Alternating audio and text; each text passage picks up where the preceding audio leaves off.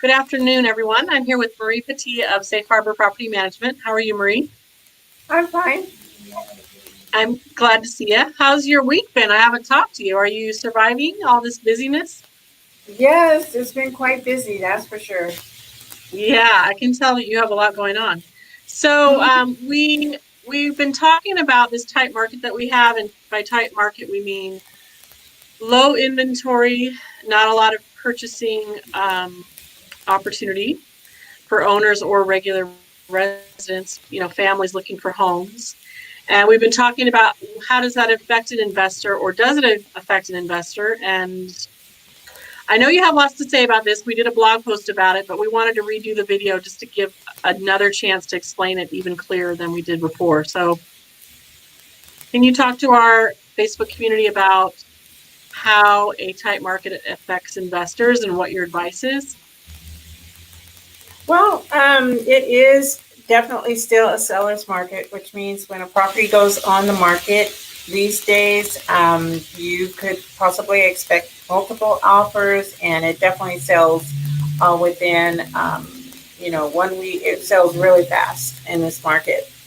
Yeah, So, 1 week or sooner, right? It's crazy. yeah. Yeah. In fact, if we put a property on the market and we don't get like not an offer, but interest and traffic right away, then we know we need to reevaluate the price or take a look at what's going on as far as that property is concerned, why that value is not being recognized by people that are taking a look.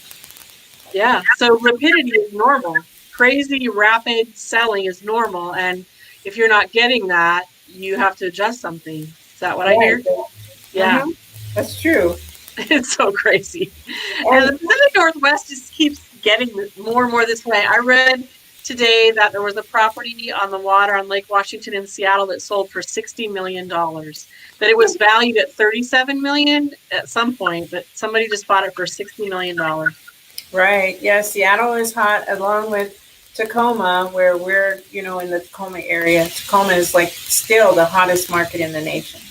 I know, it's crazy. It just got reconfirmed in an article that I read too, that Tacoma, because Seattle is so nutty, Tacoma just continues to be the fastest selling. That what you just described, it's the fastest in the nation. It's the hottest in the nation for people wanting to be here, but it is literally the fastest sales happen here of Right. anywhere in the nation right now. In Tacoma, our little Tacoma. I don't understand. It's crazy. This little My old little Tacoma. my little hometown. So I know you discussed the different levels of properties that you feel like investors consider and how that's relevant to the market. Can you remind me again? So there's A, B, C, and D level properties. Is that correct? Yes, a lot, but investors are not really looking at the A properties, which are the luxury properties in the market. They're wanting to get those properties in the C and D arena so that they can get in there and spruce them up, and then either and then resell them or hold them. So So C and D to resell them, to fix them up slightly, but not have to completely rebuild. right, to go and do some cosmetic fixes, and maybe perhaps if you're getting a multifamily, which is an apartment building, maybe Yeah. change something in the management or something like that. Right. Mm-hmm. So why is that in a tight market? Is that because there aren't very many A and B level properties available, or why is that true? Why not? Are you asking why not to go for the A properties? Yeah, I mean, somebody flips those, right? No, A is already turnkey or ready to go, Oh, sorry. Okay, the other way and around. they're Gotcha. already ready to go. Those are more properties that somebody wants to buy and live in, and and just move into a move-in ready property. Got you. So A is like A plus, good quality. B is needs a little bit of work. C is needs a lot of work, and D is let's start over. And, Well, right now, the ones that are hot in the market are C and D. for Are there investment. more of those available than there usually are? No, not necessarily. Those are hard to find Yep. because when sellers go to market, they like to, if they can, if they have the capital, they like to what's called cherry out the property or make it look its best. to go on the market. So C and D properties are really hard to find. Yeah. And Okay. as far as investors are concerned too, I wanted to talk a little bit about, there's some talk and out in the marketplace about the bubble bursting as Mm-hmm. far as, this hot market that you're talking about. Mm-hmm. Um, and I wanted to let people know that the talk is out there, but in this particular market, the bubble is not going to burst here real soon. When I looked up or looked up the economy or economist projections for this particular area, it's looking like October, November of 2021, where it's going to start to go down. So we're still have a good amount of time to get those properties on the market and get them sold, as far as that goes. So So, has the Seattle bubble burst? oh no, it's still going. It's still going to go. And the reason why people are thinking that the bubble is going to burst is because we have high unemployment, of course, people loss of jobs. We have evictions that are looming. So they're feeling that there's a lot of product that's going to come on the market. But the foreclosure process takes a long time. This is not automatic. So if we're going to have properties that are coming on the market or coming into the market, flooding the market that way, it's going to take at least a year for that to happen. So Mm-hmm. when we start to see a lot of properties coming on the market from foreclosure or for evictions or things like that, it's going to take a while. Interesting. So that's just going to cause a delay, and really it's going to cause an opportunity. Kind of Mm-hmm. that good news, bad news story, which has been the case this whole COVID season. It's like, it's horrible what's happening and the people that are sick and the joblessness, but there's that flip side of there's some businesses that are prospering and some that are hurting. And the same with consumers. It seems like some people's business, their income is growing and some are losing their jobs and struggling to pay their rent. It's really Yeah, not one side or the other. it's crazy times right now. Mm-hmm. It is. It is. And I always try and be sensitive, and I know you do too, that you're in a business where you have people that are struggling to pay their rent and owners that are enjoying opportunity. And so it's like, how do you be sensitive to both of those and be responsible to both of those, which I know you do every day. Exactly. Yeah, What are the actions I have to take on behalf of my struggling residents who want to feed their kids and keep their of kids in the course. same school? I And what just do I- direct. I just directed my leasing agent Celeste to get me a list together of who is struggling, so that we can Mhm.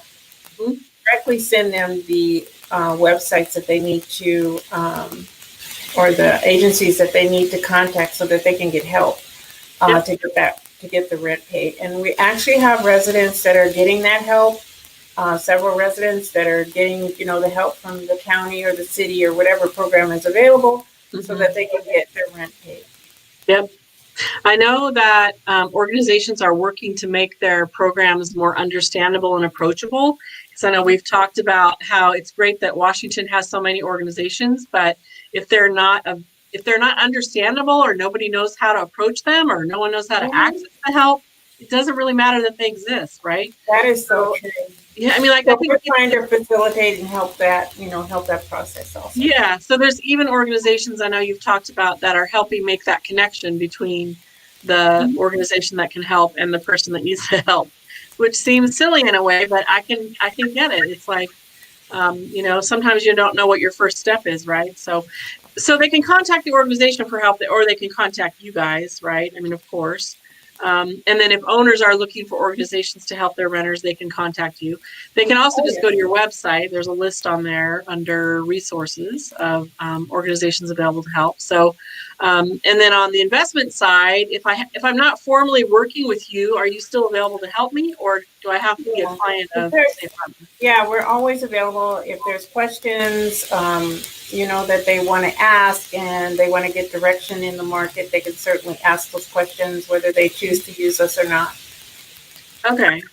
So you're available, even if they're new in town or not sure or whatever. That's good to know. And I would think you have, how long have you been in this market? Like, let's just say South King County to Pierce County. You've been working in this market for how many years? Oh, wow. I've been in this market for over 25 years. Yep. So you Mm-hmm. know where the value neighborhoods are and where, frankly, where the new value neighborhoods are, because what used to be true about Tacoma and Lakewood is no longer, and it's all shifting around. All So right. Yeah, it's good to connect with someone that's been in the market longer than a couple years, because it's definitely changing all the time. that's so true. So yeah. So anything else about investor advice during a tight market, during this tight PNW market we have going on? I would say in this particular market, don't be afraid to at least investigate and see if the property pencils for you and see if it'll work for you. We are definitely here to help search those out and present them and get them closed. Okay. And so you are managing properties, but you're also helping people sell properties if they need to, or consider new buys. If I'm a new investor and I want to work with someone on new property acquisition, that's also something you do.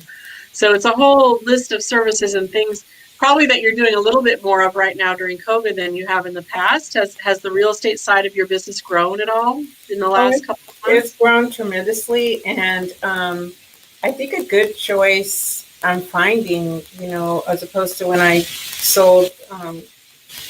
sold years ago, it's a good choice to have a property manager working with you on the sales side because of if you have a resident in one of the properties, there's so many rules that have changed as far as working with a resident, which we are up to speed on.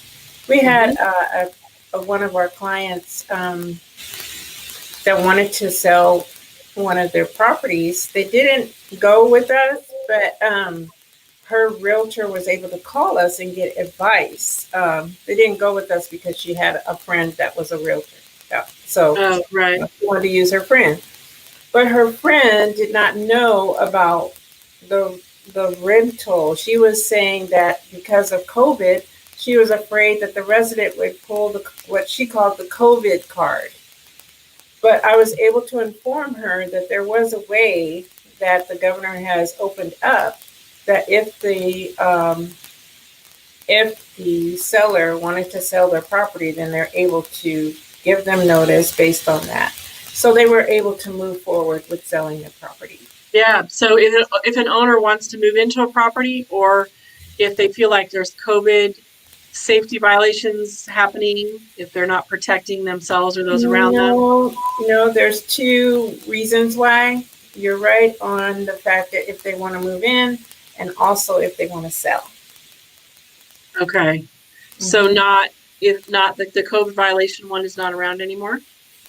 Well, you mean? I thought you had said one time that if the owner felt the residents were not abiding by COVID safety regulations, that they had a right.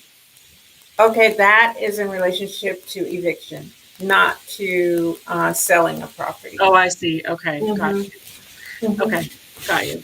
So yeah, you're right. There's so much detail to be on top of. There's already so much housing law to be on top of, and then to go through something like this, there's even an increased one. And I think some of the blogging and writing we've done lately is about net operating income and tracking your income and your results, and having properties and wondering, am I really profiting as I should?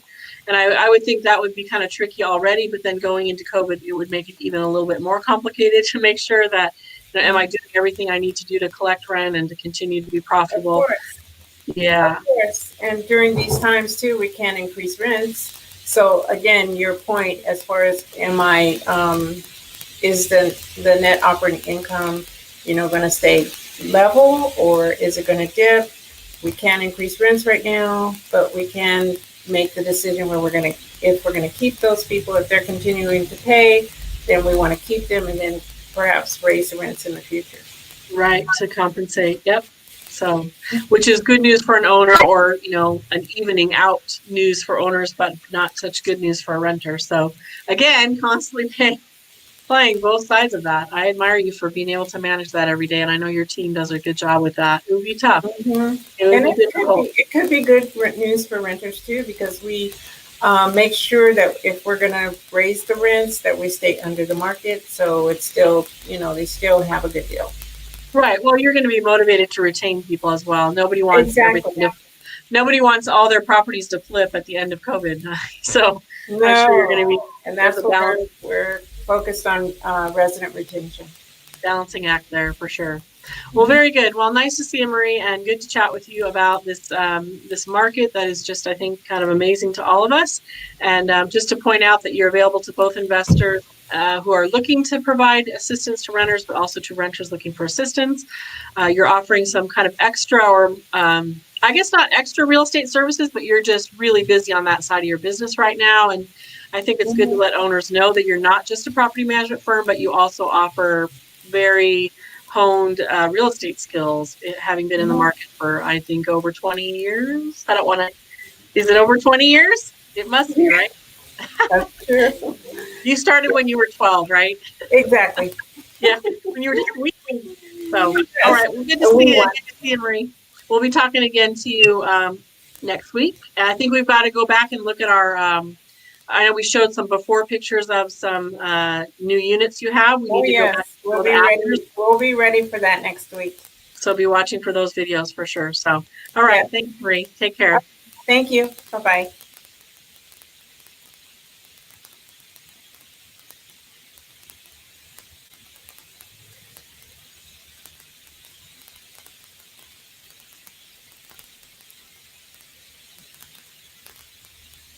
Well, it's not ending our broadcast. That's interesting. We're still here. So, hold on.